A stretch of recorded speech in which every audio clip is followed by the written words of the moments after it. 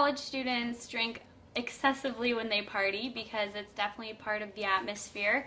I also think all the drinking games kind of come into play, and we're new to this. We're 19, 20 years old, so we don't really know what our bodies can handle, and go big or go home. My definition of binge drinking, I always considered it a really bad thing until I got to college and university. I guess it's when you get to a point where you no longer control what you're doing, or you say you no longer can control what you're doing, and maybe you should stop.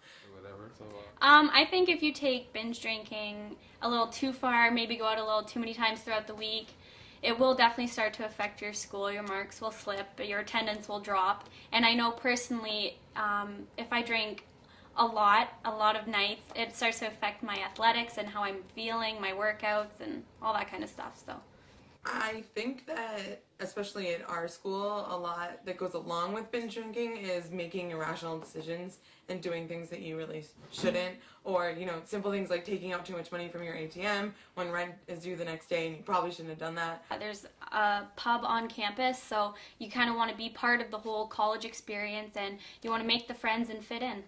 For us, I think it's just kind of drink it as quick as you can so you can have a good time. And I know that sounds really bad, but I think that's how we do it.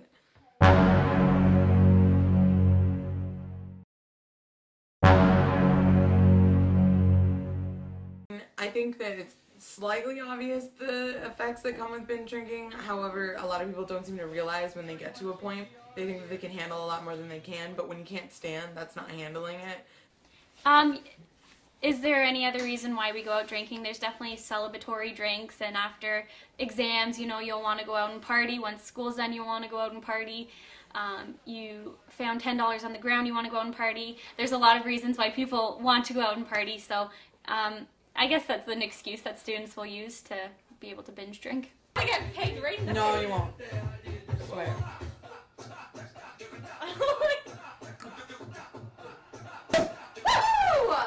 top and bottom. Now the point. Oh yes, lovely. And I think once we get older, I mean, you don't see too many 30-year-olds partying every single night until 3 a.m. So I think once we, you know, get our careers going and get a family and all that, then the binge drinking will definitely be put on the shelf. The fact that there's no filter on your actions is an incentive to drink necessarily. I think it's one of the downfalls of drinking, and you can get yourself into a lot of trouble. Honestly, I think it's just the basics where you think someone's super good looking or super interesting that night, and then you wake up the next morning and they're not so sexy or worth talking to. The craziest drinking stories, I think just my friends being thrown in the drunk tank, or nothing too bad, but probably just being arrested for being drunk.